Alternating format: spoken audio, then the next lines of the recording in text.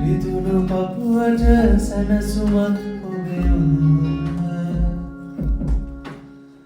මලක් නොබ නොබ ගසක් වූවා අනුලන්න ඇත්තටම හරි ආදරෙන්නේ නුඹලා පොද වැස්සක් වැටුනම අපි පොදනම් වෙනවාද එයයි නුඹ මට කියා දුන් ප්‍රේම එයයි නුඹ මට කියා දුන් ප්‍රේම එයයි නුඹ මට කියා දුන් ප්‍රේම